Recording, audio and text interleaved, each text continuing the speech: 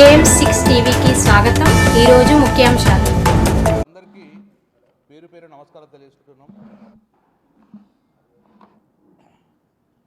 TRS party అంటే తెలంగాణ రాష్ట్ర సాధనే కాదు, తెలంగాణ రాష్ట్రం సంపాదించిన తర్వాత, తెలంగాణ రాష్ట్రం ఏర్పడ్డ తర్వాత కూడా తెలంగాణ ప్రజల బాగోగులు చూడడము, తెలంగాణ ప్రజలకు అన్యాయం ఎదుర్కొతానికి సిద్ధంగా ఒక బీఆర్ఎస్ పార్టీ పోరాటం చేస్తుంది. తెలంగాణ ప్రజలు ఎక్కడ మనోభావాలు దెబ్బతిన్నా కూడా బీఆర్ఎస్ పార్టీ మళ్ళీ తెలంగాణ ప్రజల పక్షాన పోరాడే ఏకైక పార్టీ టీఆర్ఎస్ పార్టీ.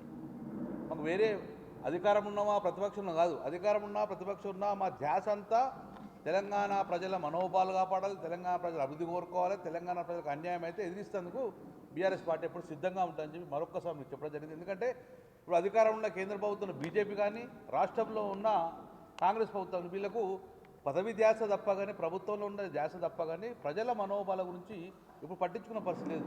ఒక ప్రజల మనోభావాలకు వ్యతిరేకంగా పోతున్నారు వీళ్ళందరూ కూడా. కానీ మేము మాత్రము టీఆర్ఎస్ పార్టీ పదవి ఉన్నా లేకున్నా ఉండగా డెఫినెట్గా తెలంగాణ ప్రజల మనోభావాలకు అనుగుణంగానే పనిచేస్తామని చెప్పడం జరుగుతుంది. ముఖ్యంగా జిల్లాకు రావడం, జిల్లాకు సంబంధించిన ఇష్యూలల్లో ముద్దు నిద్ర ఉన్న ప్రభుత్వాన్ని లేపాలని ఒక ఆలోచన మాకు.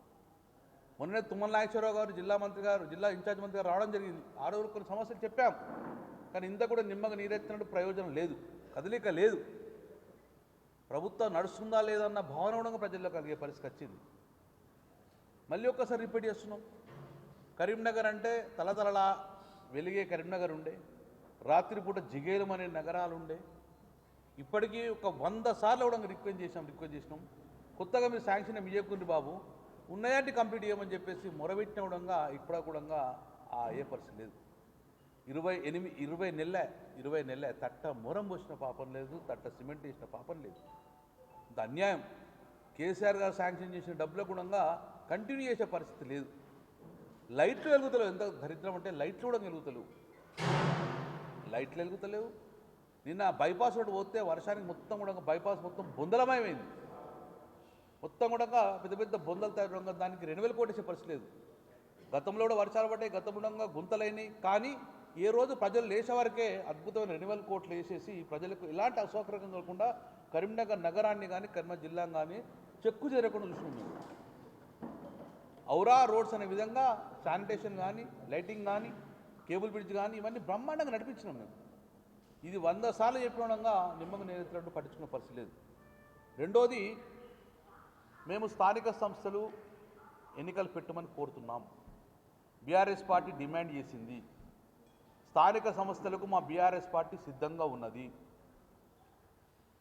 మీరు ఎన్నికలు పెడితే రిజల్ట్ వస్తుంది.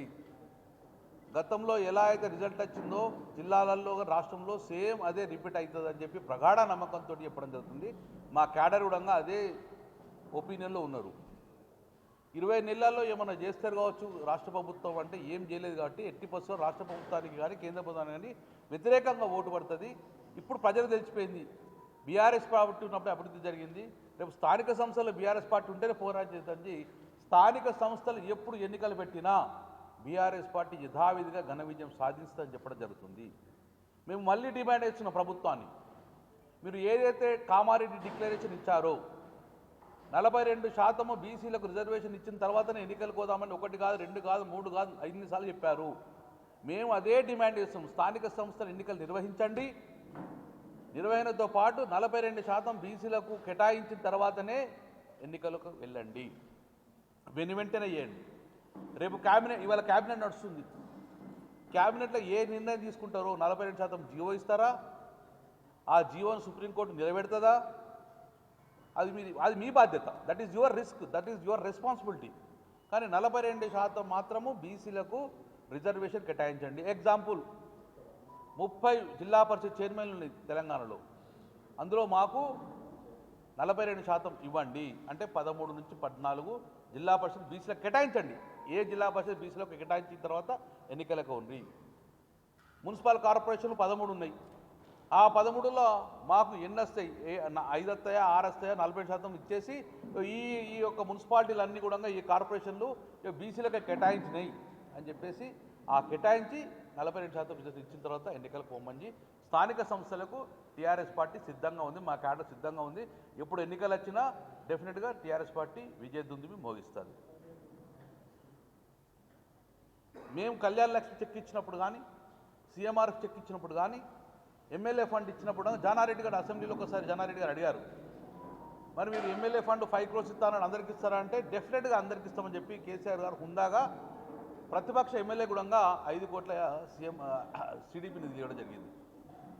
ఈరోజు కరీంనగర్ కాన్స్టిట్యూన్సీలో MLA Gangula Kamalakar BRS party ఉంటే ఒక్క ఇందిరమ్మ ఇల్లు కూడా ఇంతవరకు శాంక్షన్ కాలేదు, ఒక్క ఇందిరమ్మ ఇల్లు కూడా ఇంతవరకు శాంక్షన్ కాలేదు. నేను సూటిగా ప్రభుత్వాన్ని అడుగుతున్నాను, కరీంనగర్ తెలంగాణలో అంతర్భాగం కాదా? కరీంనగర్లో తెలంగాణ అంతర్భాగం కాదా? కరీంనగర్లో కాంగ్రెస్ కార్యకర్తలు లేరా? కరీంనగర్లో సాధారణ ప్రజలు లేరా? ఇందుకోసం ఇంతవరకు ఇందిరమ్మ ఇల్లు ఒక్కటి కూడా కరీంనగర్కి శాంక్షన్ కాలేదు. వెంటనే కలెక్టర్ గారు చొరవ తీసుకొని కరీంనగర్లో నిరుపేదలు ఎవరైతే ఉన్నారో వారికి ఇందిరమ్మ ఇల్లు వెంటనే శాంక్షన్ చేయాలని చెప్పేసి మా ప్రధాన డిమాండ్ చెప్తున్నాం. మేము ఇంకా ఎదురుగా 640 డబుల్ బెడ్రూమ్ ఉన్నాయి, ఎదురుగానే 640.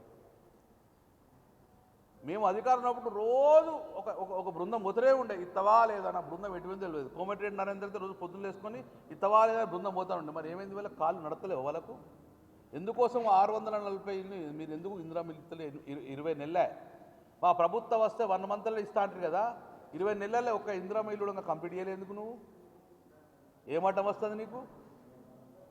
డెఫినెట్గా 640 ఈ కరీంనగర్ టౌన్లో ఉన్న వాళ్ళందరూ కూడా ఆ ఇందిరమ్మ డబుల్ బెడ్రూమ్ ఇచ్చేయండి, లేకపోతే త్వరలోనే మా బీఆర్ఎస్ పార్టీ చలో 2 BHKకు పైరం పడుతుంది. ఆ ఇందిరమ్మ మేము అధికారం ఉన్నప్పుడు రోజు ఒక బృందం పోతూనే ఉండే, ఇత్తవా లేదా నా బృందం ఎటువంటి తెలియదు. కోమటిరెడ్డి నరేంద్రతో రోజు పొద్దున్న వేసుకొని ఇత్తవా లేదా బృందం పోతా ఉండే. మరి ఏమైంది? వాళ్ళ కాళ్ళు నడతలేవు వాళ్ళకు. ఎందుకోసం 640 మీరు ఎందుకు ఇందిరమ్మ ఇల్లు 20 నెలలే? మా ప్రభుత్వం వస్తే 1 monthలో ఇస్తా అంటారు కదా, 20 నెలలే ఒక ఇందిరమ్మ ఇల్లు కూడా కంప్లీట్ చేయలేదు. ఎందుకు నువ్వు ఏమటం వస్తుంది నీకు? డెఫినెట్గా 640 ఈ కరీంనగర్ టౌన్లో ఉన్న వాళ్ళందరూ కూడా ఆ ఇందిరమ్మ డబుల్ బెడ్రూమ్ ఇచ్చేయండి, లేకపోతే త్వరలోనే మా బీఆర్ఎస్ పార్టీ చలో 2 BHKకు పైరం పడుతుంది. ఆ ఇందిరమ్మ ఇల్లు ఇచ్చేదాకా వెంటాడుతాం మేము. నెంబర్ 2, రైతులందరూ కూడా నారు పోసుకున్నారు, ఎదురు చూస్తున్నారు నాట్లు వేద్దామని. కరీంనగర్ జిల్లా అంతా కూడా నాట్లు వేసుకొని రైతులు సిద్ధంగా ఉన్నారు. నారు ముదిరిపోయే పరిస్థితి వచ్చింది, కానీ నాట్లు వేసే పరిస్థితి లేదు. జలాశయాలన్నీ ఎండిపోయినాయి, ఇప్పటికే నాట్లు వేసే పరిస్థితి లేదు. LMD మిడ్మానేర్తో పాటు అన్ని జలాశయాలు ఎండిపోవడం వల్ల, అన్ని కాలు ఎండిపోవడం వల్ల, గ్రౌండ్ వాటర్ టేబుల్ లేకపోవడం వల్ల మాడిపోతుందని చెప్పేసి ఇంతవరకు నాట్లు వేసేందుకు రైతులు సిద్ధంగా లేరు. ఎందుకు ఈ పరిస్థితి? మేము డిమాండ్ చేస్తున్నాం. నువ్వు కన్నెపల్లి నుంచి నీళ్ళు లిఫ్ట్ చేస్తావా? ఎల్లంపల్లి నుంచి లిఫ్ట్ చేస్తావా? గతంలో కన్నెపల్లి నుంచి లిఫ్ట్ చేసి ఎల్లంపల్లి నుంచి రామడం మీదకెళ్ళి మిడ్మానేరు దాకోవడంగా ఈ యొక్క వరదకాలం మొత్తం సజీవ నదిగా ఉంటుండే.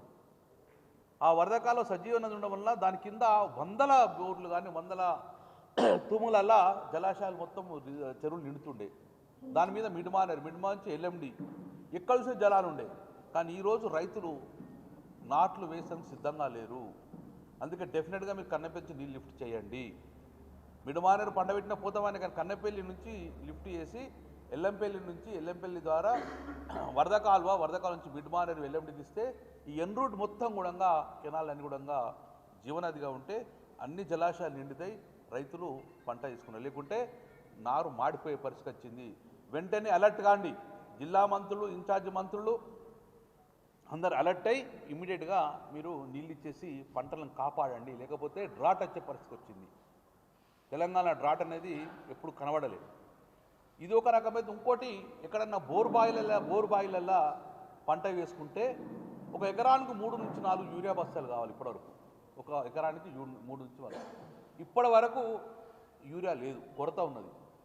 నిన్నటి తెలిసింది అంటే ఎకరానికి 1 బస్తా ఇస్తా అంటుండు. మరి 1 బస్తా ఇస్తే యూరియా మిగతా 2 బస్తాలు ఎవరు ఇవ్వాలి? కాబట్టి కలెక్టర్ గారితో పాటు జిల్లా వ్యవసాయ శాఖ మంత్రి మీరు ఇన్ఛార్జి, దీనికి సర్ప్లస్గా సఫిషియెంట్గా యూరియా బస్తాలు మీరు తెలంగాణ రైతాంగం ఎకరానికి 3 చొప్పున సిద్ధం చేసుకోండి. ఒకవైపు రైతులకు నీళ్ళిచ్చి ఆ పంటను కాపాడండి, దానికి యూరియా బస్తా. ఎక్కడన్నా బాయి బోర్ల మీద ఎక్కడంగా పంట వేసుకుంటే కూడా వారికి కూడా యూరియా బస్తా కుదవ లేకుండా వెంటనే ఇవ్వండి.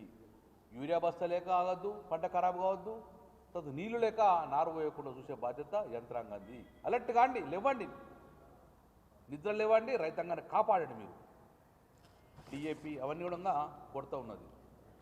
నెంబర్ 2, ఎల్ఎండిలో 6 ఉన్నది, ఎంఆర్ఎల్లో 6 ఉన్నది. నాకు తెలిసి జూలై మాసంలో ఇంత తక్కువ ఎఫ్టీఐలు ఉన్నది ఫస్ట్ టైం నేను చూస్తున్నాం. ఎల్ఎండిలో 6 టీఎంసీలు ఉన్నది, అందులో 2.5 టీఎంసీ డెడ్ పోతుంది. మిడ్మానేర్లో 6 టీఎంసీ ఉన్నది. మరి ఈ 6 టీఎంసీలకి జూలై మాసాలు ఉంటే నువ్వు రైతులకు నీళ్ళు ఎట్లు ఇస్తావు? ఉన్నదా ఎప్పుడన్నా? 12-15 టీఎంసీ తక్కువ జలాశయాలు ఉన్నాయా? ఏం చేస్తారు మీరు? జిల్లా మంత్రులు ఏం చేస్తారు? నీళ్ళు ఇస్తారా, సత్తారా? ఏంది పద్ధతి? కాబట్టి సతీష్ ఒక్కసారి రండి.